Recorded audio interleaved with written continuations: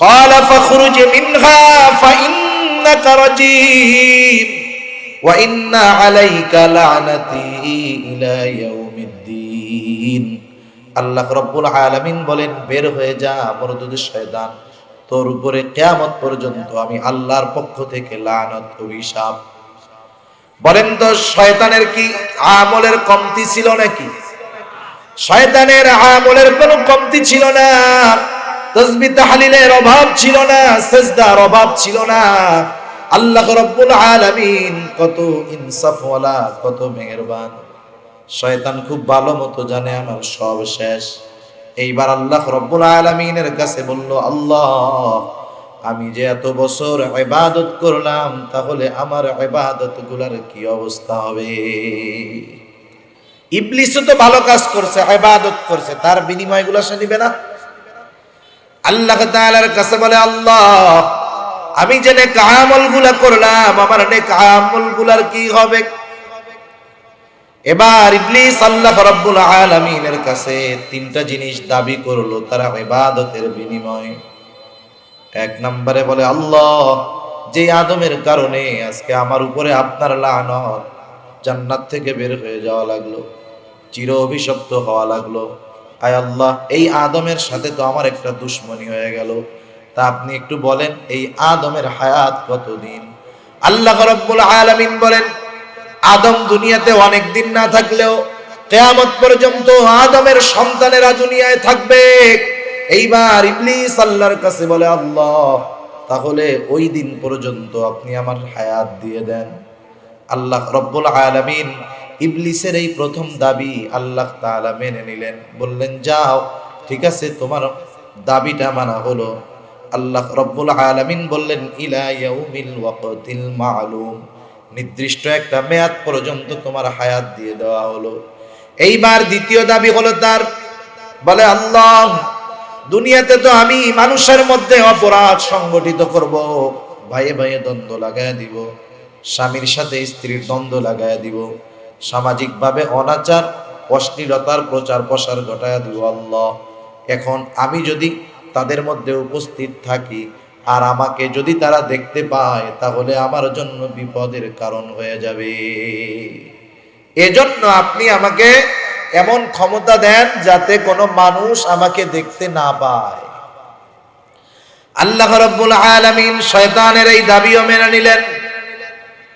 শয়তানকে কতটুক পাওয়ার আল্লাহ তাআলা দিয়েছেন, আল্লাহর নবী বলেন, ইন্নাশ শাইতানা ইয়াজরি মাজরাদ দাম, শয়তান মানুষের রক্তের সাথে প্রবাহিত হতে পারে।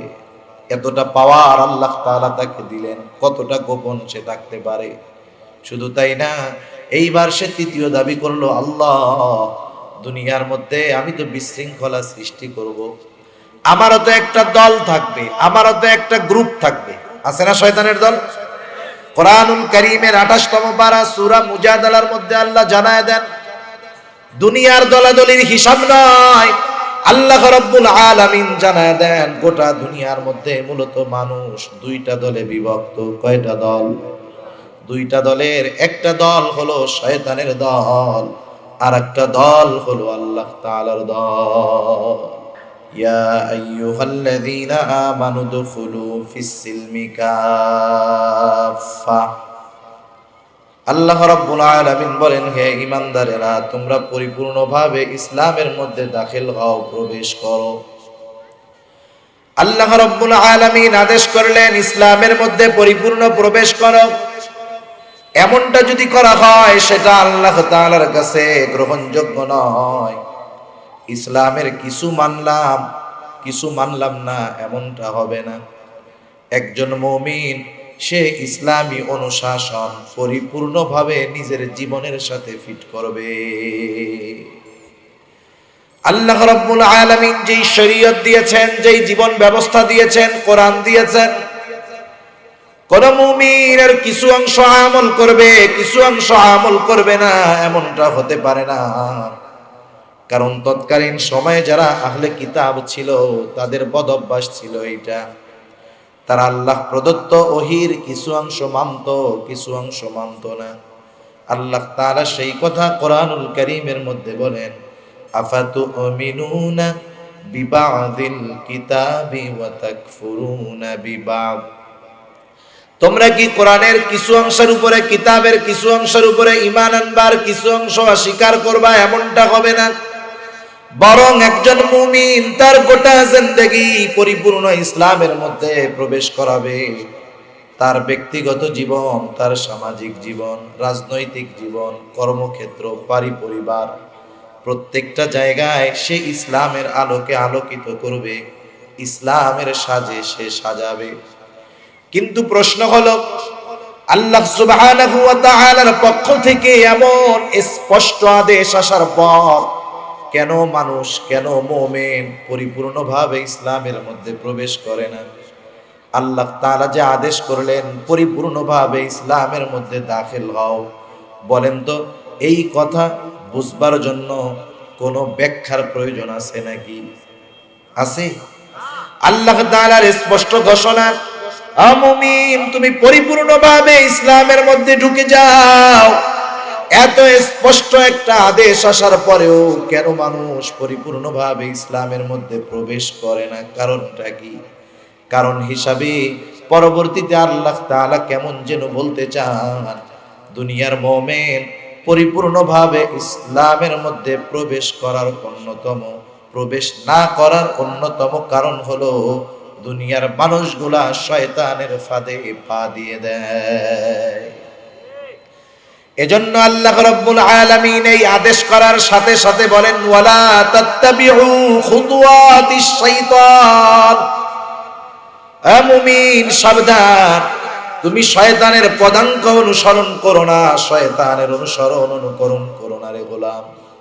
কেন করবা না? শুনে নাও, ইন্নাহু লাকুম আদুউম মুবিন।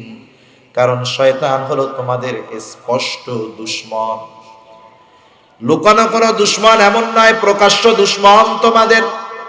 তুমি যদি দুশমনের অনুসরণ করো, দুশমন তোমাকে পথভ্রষ্ট করে জাহান্নামের দিকে নিয়ে যাবে। শয়তান শুধু যে আজকে আমাদের দুশমন তা নয়, হযরত আদম আলাইহিস সালাম থেকে নিয়ে শুরু করে কিয়ামত পর্যন্ত যত বনি আদম দুনিয়াতে আসবে প্রত্যেকের প্রকাশ্য দুশমন হলো শয়তান।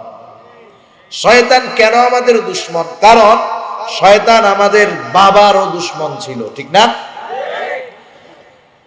যখন আল্লাহ রাব্বুল আলামিন হযরত আদম আলাইহিস সালামকে বানাইলেন, লম্বা ইতিহাস, লম্বা ঘটনা। সর্বশেষ আল্লাহ রাব্বুল আলামিন যখন সবাইকে সিজদার আদেশ করলো, ফেরেশতাদেরকে সিজদার আদেশ করা হলো, ইবলিসও সেই জায়গায় উপস্থিত। আল্লাহ তাআলা আদেশ করলেন, উসজুদু লি আদম, তোমরা আদমকে সিজদা করো। আল্লাহ তাআলা জানায় দেন সবাই সিজদা করলো, ফাসাজাদু ইল্লা ইবলিস, ইবলিস ছাড়া সবাই সিজদা করলো। আল্লাহ তাআলার আদেশ আদম আলাইহিস সালামকে সিজদা করলো, সেটা দুনিয়ার জগতের সিজদা না। এখন যে বাবাদের দরবারে যে সিজদা চলে, এই সিজদা দিলে ঈমান থাকবে না যাবে? সেটা তো আরেক জগতের বিষয়। ইবলিস সিজদা দিল না। আল্লাহ তাআলা বললেন, ক্বালা মা মানাআকা আন তাসজুদা লিমা আমারতুক। এই ইবলিস, কোন জিনিসে আমার আদেশ মান্য করতে তোকে বাধা প্রদান করলো? আমি সিজদার আদেশ করলাম, সব ফেরেশতারা সিজদা করলো, তুমি কেন করলা না? কারণটা কি? এইবার সিজদা করলো না ইবলিস, আদেশ অমান্য করলো কার? জোরে বলেন কার? বলেন তো, আল্লাহ তাআলা যখন কোনো আদেশ করে সেই আদেশের পেছনে যুক্তি খোঁজার সুযোগ আছে নাকি? এটা একটা আমার গোটা জিন্দেগির আমাদের একটা মূলনীতি। মূলনীতিটা কি? যখন আল্লাহ এবং তার রাসূলের পক্ষ থেকে কোনো কিছুর আদেশ অথবা নিষেধ আসবে, আল্লাহ এবং তার রাসূলের পক্ষ থেকে কোনো কিছুর আদেশ অথবা নিষেধ আসবে, প্রকৃত মুমিন এই আদেশ নিষেধ মান্য করতে গিয়ে কোশ্চিনকালেও যুক্তি খুঁজবে না। কারণ যেখানে আল্লাহ সুবহানাহু ওয়া তাআলার আদেশ, সেখানে যুক্তির কোনো প্রশ্নই আসে না। আমার মূল বিশ্বাস হলো এইটা যে আমি আল্লাহর গোলাম, আমার আল্লাহ আমাকে যেটা করতে বলবে করব, যেটা নিষেধ করছে সেটা থেকে বিরত থাকবো।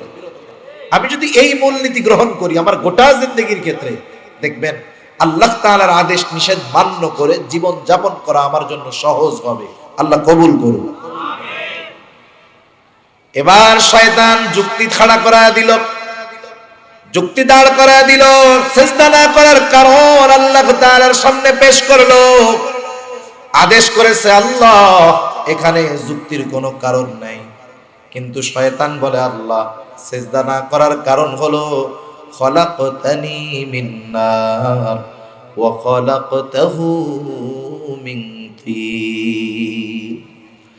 সিজদা না করার কারণ হলো আল্লাহ খলাকতানি মিন নার, আপনি আমাকে সৃষ্টি করেছেন আগুন দিয়ে, আর আদমকে সৃষ্টি করেছেন মাটি দিয়ে। প্রত্যেকটা জিনিসের কিছু মৌলিক খাসলাত থাকে। যেমন আগুনের বিষয়টা হলো আগুন যতই নিচে না লাগুক না কেন উপরের দিকে যায়। এমনটা হয় না 10 তলায় আগুন লেগেছে ধোঁয়াগুলা নিচের দিকে আসে, এরকম হয়? আগুনের ফুলকি, আগুনের লেলিখান শিখা সব উপরের দিকে যায়।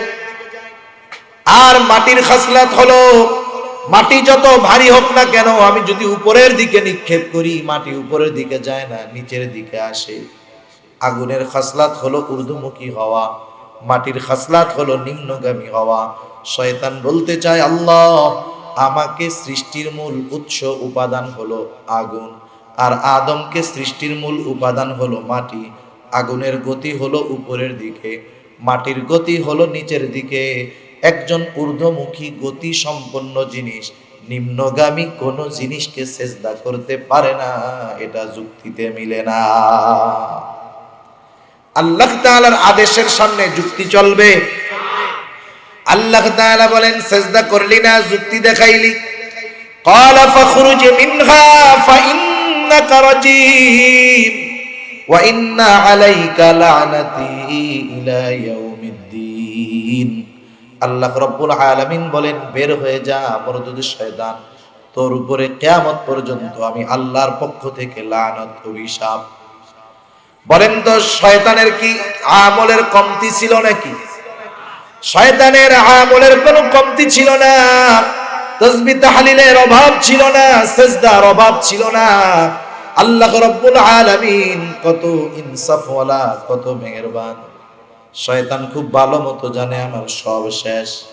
এইবার আল্লাহ রাব্বুল আলামিনের কাছে বলল আল্লাহ আমি যে এত বছর ইবাদত করলাম তাহলে আমার ইবাদতগুলোর কি অবস্থা হবে? আবার ইবাদতের বিনিময়ে দিয়ে দেন। দুনিয়াতে মানুষ যে ভালো কাজ করে, মুমিন হোক আর কাফের হোক, কাফেররাও ভালো কাজ করে না, মাঝে মধ্যে অনেক ভালো কাজ করে, মুমিনও ভালো কাজ করে। তাহলে কাফেররা যে ভালো কাজ করে এর প্রতিদান কি হবে? বুজুর্গানে দিন বলেন কাফেরদের সব ভালো কাজের প্রতিদান আল্লাহ দুনিয়াতেই দিয়ে দেয়। এজন্য দেখবেন কাফেরদের বড় বড় বাড়ি, বড় বড় গাড়ি, আধুনিক সমরাস্ত্র, আকাশচুম্বী বড় বড় প্রাসাদ। মুমিন এটা দেখে আমাদের হতাশ হওয়ার কোনো কারণ নাই। আল্লাহ তাআলা জানায় দেন যদি মুমিনের ঈমান হারা হয়ে যাওয়ার আশঙ্কা না হতো, এই বড় বড় ইটের বিল্ডিং এটা নয়, বরং আল্লাহ তাআলা মুমিনের ঈমান হারা হওয়ার আশঙ্কা না হলে ওই কাফেরদের বাড়ির ছাদ এবং সিঁড়িগুলা আল্লাহ স্বর্ণ এবং রূপার বানায়া দিত। ইটের বিল্ডিং দেখাই তাই আমাদের কতজনের মনে কত আফসোস, আল্লাহ সব কাফের দিস, আমাকে কি দিল? কিছুই দেয় নাই, সব ওই ইউরোপ আমেরিকায়। আফসোস করে না মানুষ এমন? কিন্তু আল্লাহ তাআলা বলেন এইটুক দেখে আফসোস করো, ইটের বিল্ডিং দেখে আফসোস করো, স্টিলের বিল্ডিং দেখে তুমি আফসোস করো, কিন্তু তোমাদের কারণেই তো আমি ওদের বাড়ির ছাদগুলা সিঁড়িগুলা স্বর্ণের উপর বানায় দেয় নাই, কারণ ওইগুলা দেখলে ঈমান হারা হয়ে যাওয়ার আশঙ্কা রয়েছে। সেজন্য এই দুনিয়াতে তাদের ভালো কাজের প্রতিদান আল্লাহ দিয়ে দেন। আর মুমিন যখন কোনো ভালো কাজ করে, নেকের কাজ করে, তার প্রতিদান আল্লাহ শুধু দুনিয়াতে দেন না, অনেক সময় এমন হয় মুমিনের ওই ভালো কাজের কোনো প্রতিদান আল্লাহ দুনিয়ায় দেন না, ওই ভালো কাজের পূর্ণাঙ্গ প্রতিদান আল্লাহ কিয়ামতে দেওয়ার জন্য রেখে দেয়। ইবলিসও তো ভালো কাজ করছে, ইবাদত করছে, তার বিনিময়গুলো সে নিবে না? আল্লাহ তাআলার কাছে বলে, আল্লাহ আমি যে নেক আমলগুলা করলাম আমার নেক আমলগুলার কি হবে? এবার ইবলিস আল্লাহ রাব্বুল আলামিনের কাছে তিনটা জিনিস দাবি করলো তারা ইবাদতের বিনিময়ে। এক নম্বরে বলে, আল্লাহ যে আদমের কারণে আজকে আমার উপরে আপনার লানত, জান্নাত থেকে বের হয়ে যাওয়া লাগলো, চির অভিশপ্ত হওয়া লাগলো, আয় আল্লাহ এই আদমের সাথে তো আমার একটা দুশ্মনী হয়ে গেল, তা আপনি একটু বলেন এই আদমের হায়াত কতদিন? আল্লাহ রাব্বুল আলামিন বলেন, আদম দুনিয়াতে অনেক দিন না থাকলেও কিয়ামত পর্যন্ত আদমের সন্তানেরা দুনিয়ায় থাকবে। এইবার ইবলিস আল্লাহর কাছে বলে, আল্লাহ তাহলে ওই দিন পর্যন্ত আপনি আমার হায়াত দিয়ে দেন। ইবলিস বলে, রব্বি ফাআনযিরনি ইলা ইয়াউমি ইউবাসুন, পুনরুত্থান দিবস পর্যন্ত আপনি আমাকে অবকাশ দেন, হায়াত দেন। কেন? আমাদের মানুষের খাসলাত হলো এরকম যে বাবার সাথে যদি দুশ্মনী থাকে ওই বাবার ছেলেকে দেখলেও ভালো লাগে না, ঠিক না? এর প্রমাণ আমরা মাঝে মধ্যে পাই, মাঝে মধ্যে দেখি দুশ্মনী হলো বাবার সাথে। 3-4 বছরের নাবালক মাসুম বাচ্চারে মেরে ফেলছে। মারছে কেন? ওই বাচ্চার বাবার সাথে তার দুশ্মনী আছে। অপরাধ কি ছোট বাচ্চা করছে? তাহলে বোঝা গেল দুশ্মনী শুধু বাবার সাথে নয়, বাবার সন্তানদের সাথেও শয়তানের দুশ্মনী আছে না নাই? আমরা তো আদম আলাইহিস সালামের সন্তান, আমাদের সাথেও ইবলিসের দুশ্মনী। এই জন্য বলে, আল্লাহ আমাকেও একেবারে পুনরুত্থান দিবস পর্যন্ত আপনি হায়াত দিয়ে দেন। আল্লাহ রব্বুল আলামিন ইবলিসের এই প্রথম দাবি আল্লাহ তাআলা মেনে নিলেন। বললেন, যাও ঠিক আছে, তোমার দাবিটা মানা হলো। আল্লাহ রব্বুল আলামিন বললেন, ইলা ইয়াউমিল ওয়াক্তিল মা'লুম, নির্দিষ্ট একটা মেয়াদ পর্যন্ত তোমার হায়াত দিয়ে দেওয়া হলো। এইবার দ্বিতীয় দাবি হলো তার, বলে, আল্লাহ দুনিয়াতে তো আমি মানুষের মধ্যে অপরাধ সংগঠিত করব, ভাইয়ে ভাইয়ে দ্বন্দ্ব লাগায় দিব, স্বামীর সাথে স্ত্রীর দ্বন্দ্ব লাগায় দিব, সামাজিকভাবে অনাচার অশ্লীলতার প্রচার প্রসার ঘটায় দিব। আল্লাহ এখন আমি যদি তাদের মধ্যে উপস্থিত থাকি আর আমাকে যদি তারা দেখতে পায় তাহলে আমার জন্য বিপদের কারণ হয়ে যাবে। এজন্য আপনি আমাকে এমন ক্ষমতা দেন যাতে কোনো মানুষ আমাকে দেখতে না পায়। আল্লাহ রাব্বুল আলামিন শয়তানের এই দাবিও মেনে নিলেন। শয়তানকে কতটুক পাওয়ার আল্লাহ তাআলা দিয়েছেন, আল্লাহর নবী বলেন, ইন্নাশ শাইতানা ইয়াজরি মাজরাদ দাম, শয়তান মানুষের রক্তের সাথে প্রবাহিত হতে পারে। এতটা পাওয়ার আল্লাহ তাআলা তাকে দিলেন, কতটা গোপন সে থাকতে পারে। শুধু তাই না, এইবার সে তৃতীয় দাবি করলো, আল্লাহ দুনিয়ার মধ্যে আমি তো বিশৃঙ্খলা সৃষ্টি করব, আমারও তো একটা দল থাকবে, আমারও তো একটা গ্রুপ থাকবে। আছে না শয়তানের দল? কোরআনুল কারীমের 28তম পারা সূরা মুজাদালার মধ্যে আল্লাহ জানায় দেন, দুনিয়ার দলাদলির হিসাব নয়, আল্লাহ রাব্বুল আলামিন জানায় দেন গোটা দুনিয়ার মধ্যে মূলত মানুষ দুইটা দলে বিভক্ত। কয়টা দল? দুইটা দলের একটা দল হলো শয়তানের দল, আর একটা দল হলো আল্লাহ তাআলার দল। আমরা কার দল? আমাদেরকে আল্লাহ তাআলা তার দলের সৈনিক হিসাবে কবুল করুন।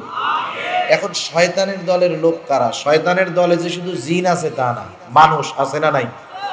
সূরা নাসের সর্বশেষ আয়াত, কোরআনুল কারীমের সর্বশেষ আয়াত, ওই আয়াতের মধ্যে, ওই সূরার মধ্যে আমরা আল্লাহ তাআলার কাছে অনেক কিছুর অনিষ্ট থেকে আশ্রয় চাই। সর্বশেষ বলি, আল্লাহ মিনাল জিন্নাতি ওয়ান নাস, মানুষ এবং জিন শয়তানের অনিষ্ট থেকে আপনার কাছে আশ্রয় চাই। তার মানে বোঝা গেল শয়তান যদিও জিন, তার দলে শুধু জিন না, মানুষ রূপী কিছু শয়তান আছে না নাই? ওরাও শয়তানের দলের লোক। এখন এই শয়তানের দলের লোক, জিন মানুষ হোক যাই হোক, এরা সারা জিন্দেগি কার নাফরমানি করে?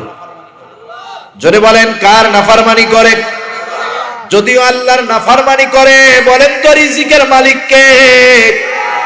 এখন শয়তান বলে, আল্লাহ আমি এবং আমার অনুসারীরা একেবারে গোটা জিন্দেগি আপনার নাফরমানি করব, বিরুদ্ধাচরণ করব। অথচ রিজিকের মালিক আপনি। আপনি যদি গোসা হয়ে আমার এবং আমার অনুসারীদের রিজিকের দরজাটা বন্ধ করে দেন, সব না খায়া মরবে, আমার দলের লোক থাকবে না। আয় আল্লাহ, আপনি আমার এবং আমার অনুসারী যারা কিয়ামত পর্যন্ত তাদের রিজিকের গ্যারান্টি দিয়ে দেন।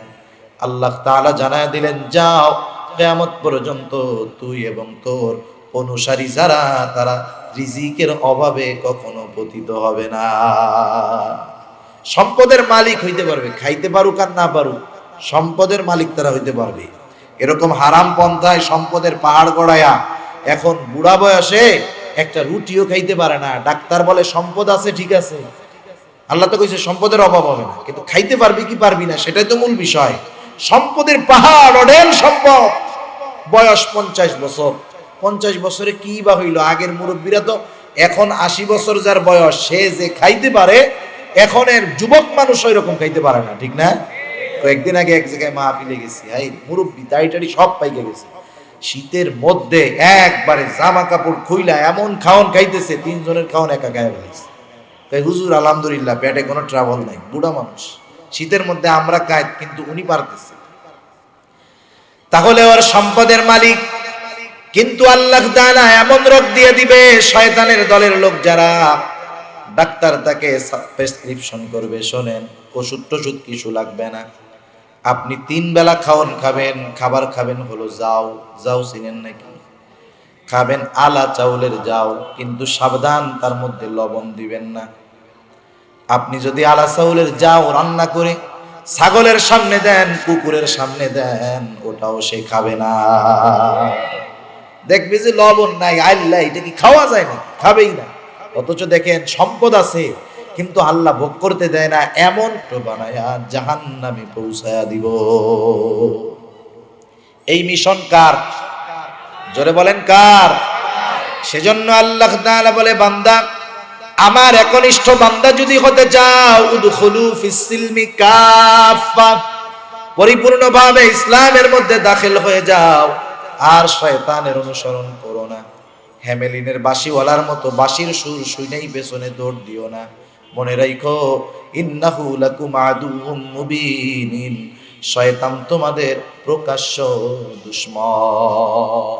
ইসলাম শুধু নামাজ, রোজা, হজ, যাকাতের নাম নয়। ইসলাম হলো পূর্ণাঙ্গ একটা জীবন দর্শন, জীবন ব্যবস্থা, যার মধ্যে সব কিছু আছে। শুধু তাই না, আল্লাহ রাব্বুল আলামিন কোরআনুল কারীমের মধ্যে ইসলাম যে পূর্ণাঙ্গ এক জীবন ব্যবস্থা, এর ঘোষণাও আল্লাহ দিয়ে দিয়েছে। একদিন একজন ইহুদি হযরত ওমর রাদিয়াল্লাহু তাআলা আনহুর কাছে আসছে। আসার পরে বলতেছে, খলিফাতুল মুসলিমিন ওমর, আপনারা যে কোরআন তিলাওয়াত করেন, এই কোরআনের মধ্যে এমন একটা আয়াত রয়েছে, ওই আয়াতটা আল্লাহ তাআলা কোরআনুল কারীমে নাজিল করেছে। ওই রকম একটা আয়াত যদি আমাদের কিতাবে নাজিল হতো, আমাদের তাওরাতে নাজিল হতো, মুসা আলাইহিস সালামের উপরে নাজিল হতো, ওই দিনটাকে আমরা ঈদের দিন বানায়া ফেলতাম। হযরত ওমর রাদিয়াল্লাহু তাআলা আনহু বলতেছে, কোন সে আয়াত, যেই আয়াত যদি তোমাদের তাওরাতে নাজিল হতো, মুসা আলাইহিস সালামের উপরে নাজিল হতো, তোমরা ঈদের দিন বানায়া ফেলতা, সেটা কোন আয়াত? এবার ইহুদি বলে, সেই আয়াত আপনারা তিলাওয়াত করেন, সেটা হলো বিদায় হজের দিন আল্লাহ রাব্বুল আলামিন আয়াত নাজিল করলেন, আল ইয়াউমা আকমালতু লাকুম দীনাকুম ওয়া আতমামতু আলাইকুম নি'মাতি ওয়া রাদিতু লাকুমুল ইসলাম দীনা। আল্লাহ রাব্বুল আলামিন বলেন, আল ইয়াউমা আকমালতু লাকুম দীনাকুম, আজকে আমি তোমাদের জন্য তোমাদের দ্বীনকে পরিপূর্ণ করে দিলাম। শুধু দ্বীনকে পরিপূর্ণ করে দিলাম তা নয়, আল্লাহ তাআলা বলেন, ওয়া আতমামতু আলাইকুম নি'মাতি, এবং আমার নিয়ামত সমূহ তোমাদের জন্য পরিপূর্ণ করে দিলাম। ওয়া রাদিতু লাকুমুল ইসলাম দীনা, এবং ইসলামকে তোমাদের জন্য দ্বীন হিসাবে মনোনীত করলাম। একটু খেয়াল দিন, প্রথম কথা আল্লাহ কি বললেন? আল ইয়াউমা আকমালতু লাকুম দীনাকুম, আমি তোমাদের জন্য তোমাদের জীবন ব্যবস্থাকে পরিপূর্ণ করে দিলাম, ঠিক না? এর সাথে সাথে আল্লাহ কি বলছেন, ওয়া আতমামতু আলাইকুম নি'মাতি, এবং আমি আমার নেয়ামত সমূহ তোমাদের জন্য পরিপূর্ণ করে দিলাম। তার মানে দ্বীনও পরিপূর্ণ, নেয়ামতও পরিপূর্ণ। এর দ্বারা কি বুঝে আসে? মুফাসসিরিনে কেরাম বলেন, এর দ্বারা বুঝে আসে যেই লোকটা পরিপূর্ণ দ্বীনের মধ্যে আসবে, পরিপূর্ণ ইসলামের মধ্যে দাখিল হবে, পরিপূর্ণ দ্বীনের মধ্যে প্রবেশ করবে, আল্লাহ রব্বুল আলামিন তার গোটা জিন্দেগিকে নেয়ামতে পরিণত করে দিবে। আর যে ইসলাম নামক এই জীবন দর্শন, এই দ্বীন, এই জীবন ব্যবস্থা পরিপূর্ণভাবে মেনে চলবে, এই মানুষগুলাই হবে প্রকৃত মানুষ। আমরা তো মনে করি দুনিয়াতে যার সম্পদ টাকা পয়সা আছে তার মনে হয় কত কিছুই না আছে, কিন্তু একটা মানুষ যদি পরিপূর্ণ দ্বীনের মধ্যে আসে তার কত দাম। মানুষ শুধুমাত্র হাত বা চোখ কান নাক সৌন্দর্য সম্পদের কারণে মানুষ বলে বিবেচিত হয় না। অনেক সময় কিছু মানুষের ব্যাপারে তো আমরা শব্দ এমনও ব্যবহার করি, লোকটা মানুষের মতো দেখা গেলেও এটা জানোয়ারের চাইতেও খারাপ। বলি না এরকম? কেন বলি? তার কিছু দোষ ত্রুটি বদঅভ্যাস এগুলার কারণে, ঠিক কিনা বলেন? একথা আল্লাহ রব্বুল আলামিনও জানায় দিয়েছেন। কিছু মানুষ তারা চতুষ্পদ জানোয়ারের মতো, এরপরে বলেন না না তাও না, বালহুম আদল, চতুষ্পদ জানোয়ারের চাইতেও খারাপ। এ ধরনের শব্দ কিন্তু আমরা ব্যবহার করি যে ওইটা জানোয়ারের চাইতেও খারাপ। এগুলো, এই কাজগুলো কি মানুষ করতে পারে? এরকম আমরা বলি না অনেক সময়। তাহলে প্রকৃত পক্ষে মানুষকে, একটা মানুষ প্রকৃত মানুষকে, এটা তার সৌন্দর্য ক্ষমতা বড় বড় ডিগ্রির মাধ্যমে নির্ধারিত হয় না। একটা মানুষ যদি ইসলামের গুণগুলা পরিপূর্ণভাবে অর্জন করতে পারে, ইসলামের মধ্যে পরিপূর্ণ প্রবেশ করতে পারে, ওই লোকটা কালো হোক, ধলা হোক, গরিব হোক, সুস্থ হোক, অসুস্থ হোক, আমরা তার ব্যাপারে বলি লোকটা আসলেই একজন ভালো মানুষ। সেজন্য মনুষ্যত্বের বিচার বিশ্লেষণ করা হয় কিছু গুণের ভিত্তিতে। একটা মানুষ প্রকৃতপক্ষে ভালো মানুষ কিনা এটা কিছু গুণের উপরে ভিত্তি করে বলা হয়। অনেক গুণাবলী আছে, সব গুণাবলী বলার মতো সময় সুযোগ নাই। আমি আপনাদের খেদমতে শুধুমাত্র 4টি গুণের কথা বলেছি। মুসনাদে আহমদের একটা হাদিস, রাসূল আকরাম সাল্লাল্লাহু আলাইহি ওয়াসাল্লাম জানায় দেন, যার মধ্যে 4টি গুণ আছে কিন্তু দুনিয়ায় তার অন্য কিছু নাই, এই 4টি গুণ যার থাকবে, দুনিয়ায় যদি তার অন্য কিছু নাও থাকে তাতে কিছু আসে যায় না।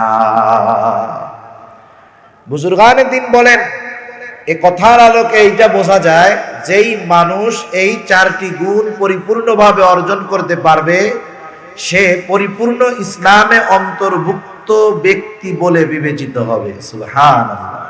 এই দুনিয়াতে তার অন্য কোনো সমস্যা হবে না। দুনিয়াতে তার যা কিছু প্রয়োজন আল্লাহ সুবহানাহু ওয়া তাআলা সেটাকে মিটায়া দিবেন। আমাদের মনে রাখতে হবে, একটা শব্দ হলো প্রয়োজন, আর একটা হলো প্রয়োজন অতিরিক্ত, প্রয়োজনের চাইতে বেশি।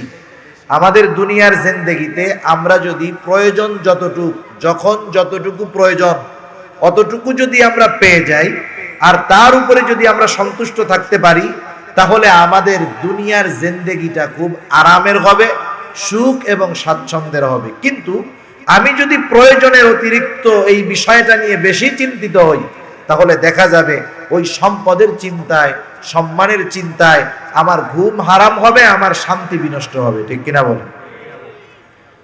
সেই 4টি গুণ কি? নবীজি 1 নম্বরে বলেন হিফযু আমানাতিন, আমানাতের হেফাজত করা। 2 নম্বর গুণ সিদকু হাদিসিন, সত্য কথা বলা।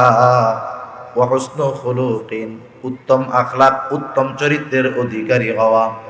ওয়া ইফাতুন ফি তুমাতিন, খাবারটা হালাল হওয়া।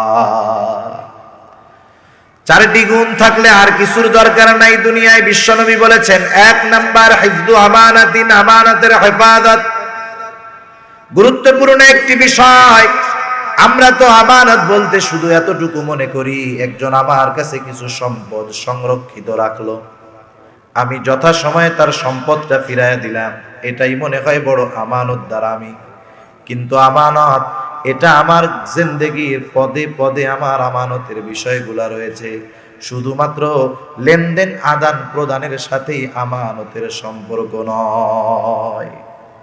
যেই কয়টা আমার জেহেনে আসে আমি ওই কয়টা বলবো, কোন কোন জায়গায় আমাদের আমানত আছে। আমানত এমন এক জিনিস, নবীজি বলেন লা ঈমানা লিমান লা আমানাতা লাহু, যার আমানতদারিতা নাই তার ঈমান নাই। কত গুরুত্বপূর্ণ একটি বিষয়। আমানতদারিতাকে রাসূলুল্লাহ সাল্লাল্লাহু আলাইহি ওয়াসাল্লাম ঈমানের সাথে সম্পৃক্ত করে দিয়েছেন। আবার কত গুরুত্বপূর্ণ একটি বিষয়, যেই মানুষগুলোর মধ্যে আমানতদারিতা নাই, নবীজি জানায় দেন তার মধ্যে কিন্তু মুনাফিকের ত্রুটি ঢুকে যায়।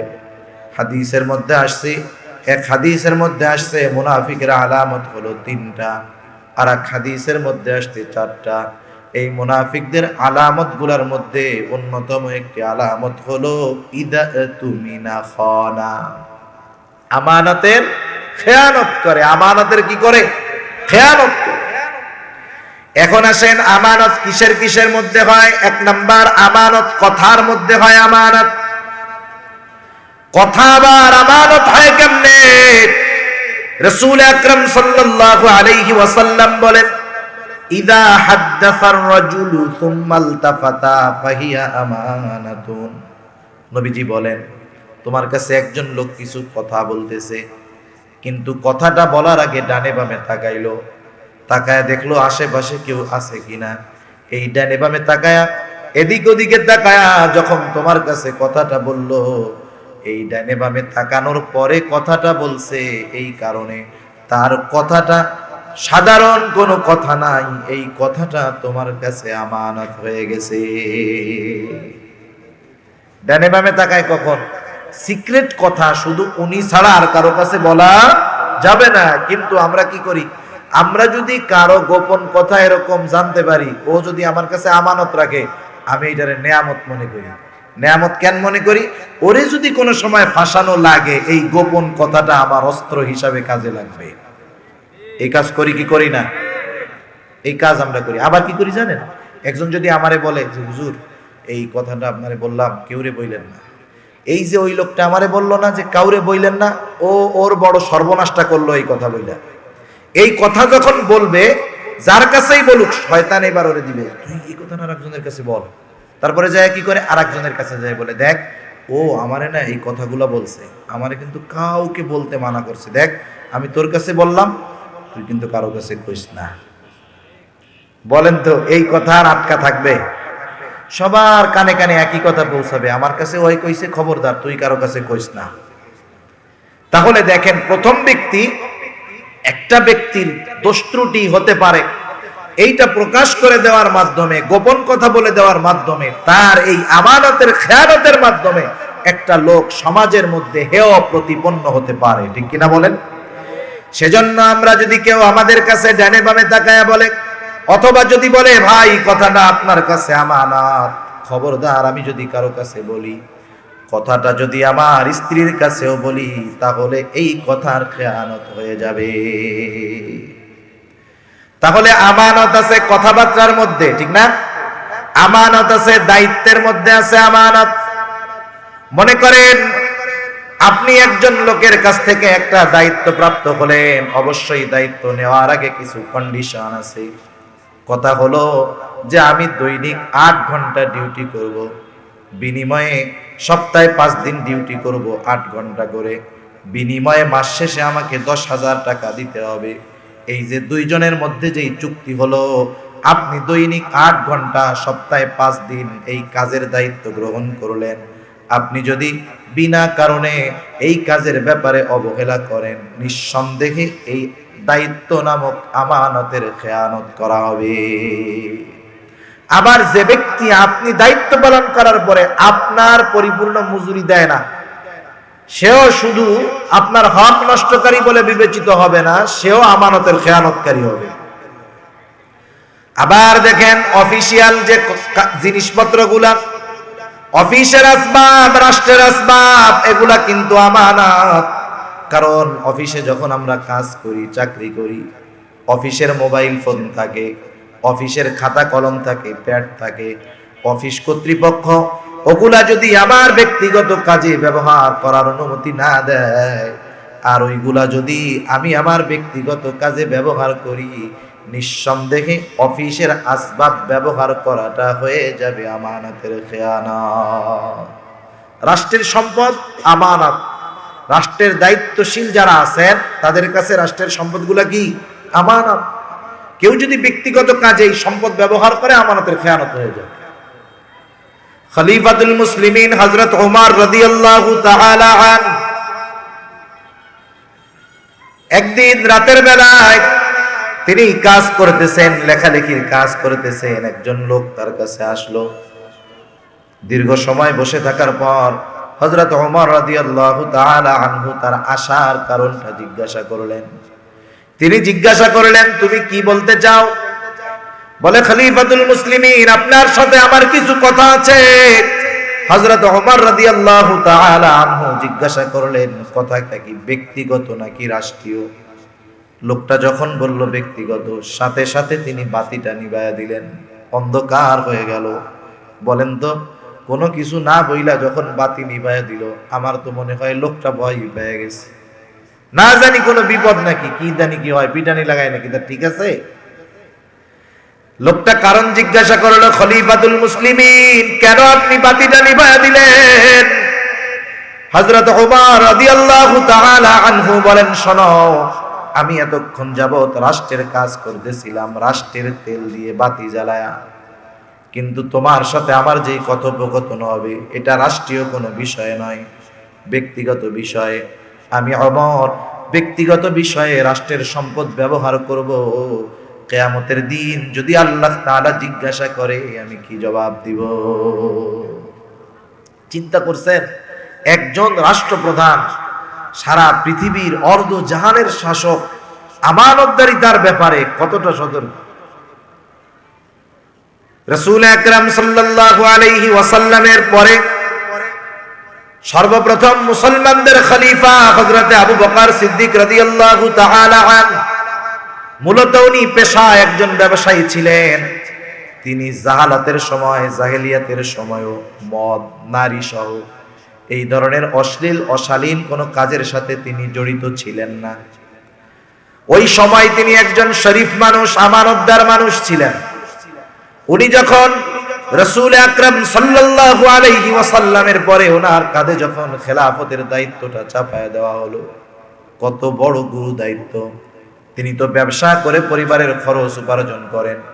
এখন যদি সারাদিন রাষ্ট্রের কাজে ব্যস্ত থাকেন, তাহলে তিনি কোন সময় পরিবারের জন্য খাবারের যোগান করবেন, ব্যবস্থা করবেন? পরামর্শ হলো, খলিফার জন্য কিছু ভাতা নির্ধারণ করা হলো। নামমাত্র ভাতা, মোটামুটি সংসার চলে এইভাবে চলতেছে। একদিন খলিফাতুল মুসলিমিন আবু বকর সিদ্দিক রাদিয়াল্লাহু তাআলা আনহুর স্ত্রী, আগে তো সম্পদের কোনো অভাব ছিল না, যখন যা মন চাইছে রান্না করে খাইছে। কিন্তু খলিফা হওয়ার পর এখন সম্পদ অনেক তার হাতে, কিন্তু এই সম্পদ ব্যবহার করার মতো অবস্থা তার কাছে নাই। ওনার স্ত্রীর মনে চাইছে একটু মিষ্টান্ন খাবেন, মিষ্টান্ন। কিন্তু প্রতিদিন সংসারের খরচের জন্য যেই বাজেট, তা দিয়ে একদিনে এক মিষ্টি রান্না করাটা কষ্টকর ব্যাপার। তিনি কি করলেন? প্রতিদিনের খরচ থেকে একেবারে অল্প অল্প কিছু আলাদা করা শুরু করলেন। বেশ কিছুদিন পর আবু বকর সিদ্দিক রাদিয়াল্লাহু তাআলা আনহু খানা খাইতে আসছেন। স্ত্রী এবার মিষ্টান্ন আইনা সামনে দিল। আবু বকর সিদ্দিক রাদিয়াল্লাহু তাআলা আনহু জিজ্ঞাসা করতেছে, এটা তুমি কোথায় পেলা? কারণ দৈনিক সংসারের জন্য যেই খরচ, এ দিয়ে তো মিষ্টান্ন রান্না করার সুযোগ থাকার কথা নয়। এবার স্ত্রী বলল, শোনেন, বহুদিন যাবত আমার একটু মিষ্টান্ন খাইতে মন চায়, এই জন্য প্রতিদিনের খরচ থেকে একেবারে অল্প অল্প করে আলাদা করে একত্রিত করে আজকে কিছু মিষ্টি রান্না করেছি। আবু বকর সিদ্দিক রাদিয়াল্লাহু তাআলা আনহু চলে গেলেন, জানায়া দিলেন, শোনো, ওই যে যেই পরিমাণ খাবার যেই পরিমাণ সম্পদ, প্রতিদিন ফিন্নি রান্না করার জন্য ওনার স্ত্রী আলাদা করলেন, তিনি জানায়া দিলেন আগামী দিন থেকে আমার খরচ থেকে ওই অংশটা কমায়া দিবা। রাষ্ট্রের সম্পদ ব্যবহার করার ব্যাপারে তারা কতটা সতর্ক। একটা সময় তাদেরকে রাষ্ট্রের গুরুত্বপূর্ণ যে কোনো জায়গার গুরুত্বপূর্ণ দায়িত্ব দেওয়ার জন্য জোর করা হইতো, তারা ভয়ে দায়িত্ব না নিয়ে পালায় চলে যেত। আর জামানার পরিবর্তন, এখন আমরা কোটি কোটি টাকা ব্যয় করে অনেক সময় নিজেরা দায়িত্ব গ্রহণ করতে চাই, ঠিক কিনা বলেন? চিন্তা করছেন এখনের মানুষ অনেক ভালো না? আরো আগের ওনারা দায়িত্ব নিতে চাইতো না, এখনের মানুষ টাকা ব্যয় করে বলে আমি দায়িত্ব নিব, আমার কাছে আসো। ভালো বিষয় না? কিয়ামতের আলামত এগুলো। সেজন্য অফিস এবং রাষ্ট্রের আসবাব সম্পদ ব্যবহারের ক্ষেত্রে সতর্ক থাকতে হবে, কারণ ওগুলা যদি ব্যবহারের অনুমতি না থাকে এটা আমার কাছে আমানত। শুধু তাই না, কেউ যদি তার দায়িত্ব যথাসময়ে পালন না করে আর এর পারিশ্রমিক গ্রহণ করে, তাহলে কিন্তু আমানতের খেয়ানত হবে। আমাদের আকাবির যারা ছিলেন, আমাদের মুরব্বী যারা, তারা কেমন ছিল? মাহমুদুল হাসান দেওবন্দি রহমাতুল্লাহি আলাইহি শাইখুল হিন্দ, উনি যখন বার্ধক্যে পৌঁছায় গেলেন, বয়সটা অনেক হয়ে গেছে, সংসারের লোকের সংখ্যা বেড়ে গেছে, খরচটা বেড়ে গেছে। দারুল উলুমের কর্তৃপক্ষ আলোচনা করলো ওনার অনুপস্থিতিতে যে শাইখুল হিন্দ বয়স অনেক হয়ে গেছে, পরিবারের লোক সংখ্যা বেড়ে গেছে, ওনার বেতন ছিল 10 টাকা, এখনো 10 টাকা, সংসার চালানো তার জন্য কষ্টকর হয়ে যাবে। ওনার অনুপস্থিতিতে তারা সবাই মিটিং করে বলল শাইখুল হিন্দের বেতন আরো 5 টাকা বাড়ায় দেওয়া হোক। তৎকালীন সময়ের 5 টাকা। এবার মাস শেষে যখন শাইখুল হিন্দের হাতে তার ওজিফা গেল, প্রতি মাসে যায় 10 টাকা, এই মাসে গেছে 15 টাকা। উনি চিন্তা করেছেন ভুলে মনে হয় 5 টাকা বেশি আসছে। অফিসে ফেরত দিতে গেলেন, জানানো হলো শাইখুল হিন্দ সবার পরামর্শক্রমে আপনার ওজিফা আরো 5 টাকা বাড়ায়া দেওয়া হয়েছে। আমাদেরকে না জানাইয়া, আবেদন না কইরা যদি বেতন বাড়ে, স্বাভাবিক আমরা খুশি হব, তাই না? উনি কি বলতেছেন শোনেন। উনি বলতেছে, শোনো, একটা সময় আমার দৈহিক শক্তি ছিল, অনেক সামর্থ্য ছিল, আমি আমার সব দায়িত্বের হক পালন করতে পারতাম, 10 টাকা বেতন নিতাম। কিন্তু কালের পরিবর্তনে আমি এখন দুর্বল হয়ে গেছি, আমার সামর্থ্য কমে গেছে, বরং আমার বেতন বাড়ানো নয়, বরং উচিত ছিল আমার 10 টাকা থেকে আরো 5 টাকা কমানো। একজন জবাব দিয়ে দেন। তাহলে উচিত ছিল যে আমার বেতন 10 টাকা, এখান থেকে আরো 5 টাকা কমাও, অথচ তোমরা 5 টাকা বাড়াইছো। এখন বলেন অফিস কর্তৃপক্ষ কি করবে? ওই 10 টাকাই বেতন। শুধু তাই না, আমাদের আরেক মুরব্বী ছিলেন মাজহার নানু তুমি রহমাতুল্লাহি আলাইহি, উনি ওনার ক্লাসের মধ্যে যেই সময় ওনার জন্য বরাদ্দ ছিল, সেই সময় উনি বাহিরের কোনো কাজে ব্যয় করতেন না। ওনার কাছে একদিন একটা লোক আসছে ক্লাসের সময়, খুব গুরুত্বপূর্ণ একটা বিষয় নিয়ে। উনি যখন ওনার সাথে কথা বলা শুরু করেছেন, ওই সময় তিনি সময়ের হিসাব রাখা শুরু করলেন যে আমি আমার 40 মিনিট ক্লাস থেকে 10টা মিনিট এই বাহিরের লোকের সাথে কথা বলেছি। মাস শেষে যখন ওনার হাতে ওজিফা দেওয়া হলো, উনি সময়ের হিসাব করে ওই 10 মিনিটের বেতনটা ফিরাইয়া দিলেন। বললেন কি জন্য হযরত? তিনি বললেন, শোনো, এই মাসে যতটা সময় আমার তাদের ব্যাপারে হক ছিল, মাদ্রাসার হক ছিল, তার থেকে 10টা মিনিট আমি আমার ব্যক্তিগত কাজে ব্যবহার করেছি, তাই এই 10 মিনিটের ওজিফা প্রতিষ্ঠানকে ফেরত দিয়ে দিলাম। কেমন আমানতদারিতা! এটা 1000 বছর আগের কথা না, 100 বছরও হয় নাই। এই মানুষগুলা তাদের জিন্দেগিতে আমানতদারিতার ব্যাপারে কতটা সতর্ক থাকছে, আমরা কি করতেছি? তাহলে দায়িত্বের ক্ষেত্রে আমানত আছে না নাই? আল্লাহ তাআলা আমাকে আপনাকে সম্পদ দিয়েছে, সন্তান দিয়েছে, এগুলাও আমার আপনার কাছে আমানত। সেজন্য সম্পদ যেখানে খুশি যেভাবে খুশি ব্যবহার করা যাবে না। কারণ কোরআনুল কারীমের মধ্যে আল্লাহ রাব্বুল আলামিন বলেন, ইন্নাল্লাহ ফাশতারা মিনাল মুমিনিনা আনফুসাহুম ওয়া আমওয়ালাহুম বিআন্না লাহুমুল জান্নাহ। আল্লাহ রাব্বুল আলামিন বলেন, নিশ্চয়ই আমি মুমিনের জান এবং মালকে কিনে নিয়েছি জান্নাতের বিনিময়ে। ইশতারা শব্দটা আল্লাহ ব্যবহার করেছে। ইশতারা শব্দটা অতীতকালীন একটা শব্দ, তার মানে এমন নয় মুমিনের জান মালের বিনিময়ে আল্লাহর সাথে জান্নাতের কেনা বেচা হবে, এমন নয়। বরং আল্লাহ তাআলা বললেন মুমিনের জান এবং মালের বিনিময়ে আল্লাহ রাব্বুল আলামিন জান্নাতের বিনিময়ে মুমিনের জান এবং মালকে আল্লাহ কিনে নিয়েছে। তার মানে কেনা বেচা হয়ে গেছে। জানও আমার কাছে, মালও আমার কাছে, কিন্তু কেনা বেচা হয়ে গেছে। যেমন একটা উদাহরণ দিলে বুঝতে সহজ হবে। যেমন মাঝে মধ্যে সকালবেলায় আপনি মর্নিং ওয়ার্কে বের হইছেন, সকালবেলায় হাঁটতে বের হইছেন ফজরের নামাজের পর। স্বাভাবিক যারা শরীর চর্চার জন্য সকালবেলা হাঁটে ফজরের নামাজের পরে, ওই সময় কিন্তু পকেটে টাকা পয়সা থাকে না, ঠিক না? টাকা পয়সা থাকে না। উনি বের হইছে, পকেটে টাকা নাই। একটু দূরে গিয়া দেখে ওনার পরিচিত এক লোক একেবারে তরু তাজা কচি একটা কদু নিয়ে বসে আছে বেচার জন্য। স্বাভাবিক কিছু তরকারির উপরে আমাদের একটা আকর্ষণ থাকে, আর তরকারিটা যদি তাজা হয়, ওষুধ মুক্ত হয়, তাহলে ওর প্রতি আগ্রহ 10 টাকা বেশি দিয়ে কেনার মতো থাকে। লোকটার কদু দেখে পছন্দ হয়ে গেছে। পকেটে টাকা আছে? টাকা নাই। উনি এবার কদুওয়ালা তো পরিচিত, বলতেছে, বেটা কয় টাকা দাম তোমার কদুর? বলে, চাচা 50 টাকা। আচ্ছা আমি তোমারে 50 টাকাই দিব, তবে টাকাটা 1 ঘন্টা পরে নিতে হবে, তুমি আসো তো? লোকটা বলল, হ্যাঁ চাচা ঠিক আছে, তাইলে আমি কদু এই যে রাইখা দিলাম এইটা আপনার জন্য, আপনি 1 ঘন্টার মধ্যে টাকা দিলে হবে, অসুবিধা নাই। এখন বলেন, চাচা তো চলে গেছে আর একদিক, কদুওয়ালার কাছে আছে, টাকা চাচার কাছে আছে, কেনা বেচা হয়েছে কি হয় নাই? হয়ে গেছে না? জানমাল কেনা বেচা হয়ে গেছে। আমার আপনার কাছে আছে, কদুওয়ালার কাছে কদু আছে ঠিক, কিন্তু বেচা কেনা হয়ে গেছে।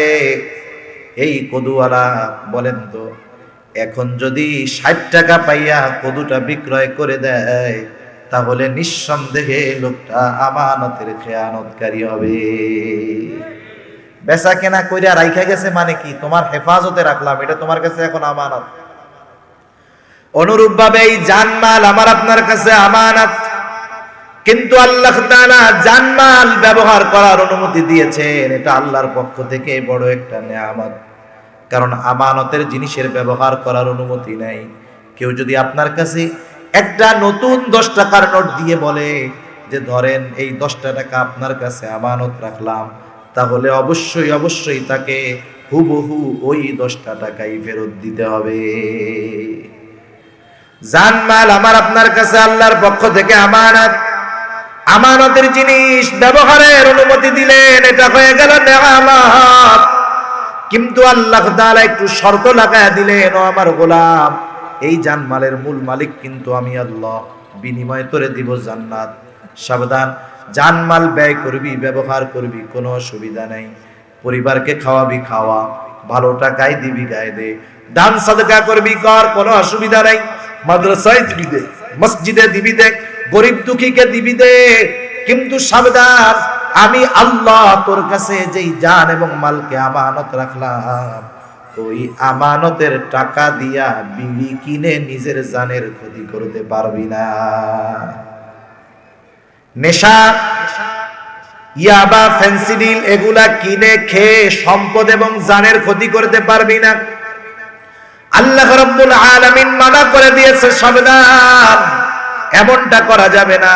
এই জন্য যেই কাজে অর্থ ব্যয় করলে আল্লাহ বেজার হয়, সেই কাজে অর্থ ব্যয় করলে শুধু গুনাহ হয় না, আমানতের খেয়ানত করা হয়।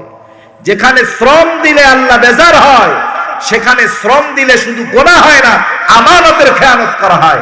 কারণ এই দৈহিক শক্তি আল্লাহর পক্ষ থেকে আমার কাছে আমানত, ঠিক কিনা বলেন?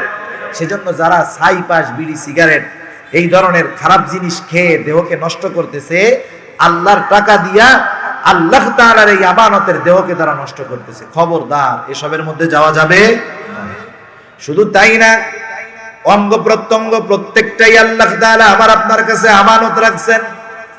চোখ দিয়ে আমরা দেখতে পারি, আল্লাহ তাআলা এই দেখার একটা লিমিটেশন আল্লাহ তাআলা দিয়ে দিয়েছেন।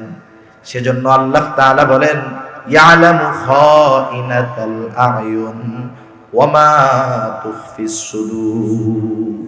আমরা চোখের কি খেয়ানত করি সেটা কে জানে? অন্তরের মধ্যে কি লুকায় রাখি কে জানে? এজন্য চোখ দিয়ে যখন কেউ গুনাহ করে, কান দিয়ে গুনাহ করে, হাত দিয়ে গুনাহ করে, জবান দিয়ে গুনাহ করে, সে শুধু ওই পাপ কাজটা করে না, বরং আল্লাহ প্রদত্ত এই অঙ্গ প্রত্যঙ্গ দ্বারা সে আমানতের খেয়ানত করে। চিন্তা করছেন? প্রত্যেকটা গুনাহ আমানতের খেয়ানত, আর আমানতের খেয়ানত করা মুনাফিকের অন্যতম প্রধান এক আলামত। সেজন্য গোটা জিন্দেগিতে পদে পদে আমানত আছে। সন্তানগুলো আমার আপনার কাছে আমানত, নিজের জীবনটা আমার আপনার কাছে আমানত। সেজন্য এটা বলার কোনো ক্ষমতা নাই আমার জীবন আমি যা করি করব না। না, ইসলাম সেই জন্য আত্মহত্যা করা নিষেধ করে দিয়েছে, কারণ আমি এই জানের মালিক নয়, বলেন তো এই জানের মালিক কে? এরপরে আসেন প্রথম গুণের কথা। নবীজি বললেন হিফযু আমানাতিন, 2 নাম্বার সিদকু হাদিসিন, সত্য কথন। সত্য কথা বলা এটা বড় একটি গুণ, আর মিথ্যা বলা এটা হলো মুনাফিকের আলামত। নবীজি বলেন ইদা হাদ্দাসা কাযাবা, মুনাফিক যখন কথা বলে মিথ্যা কথা বলে। কিন্তু আফসোস আমরা অনেক সময় ইচ্ছায় নয় অসতর্কতা বশত সত্যকে ত্যাগ করে মিথ্যা কথা বলি, আমরা টেরও পাই না।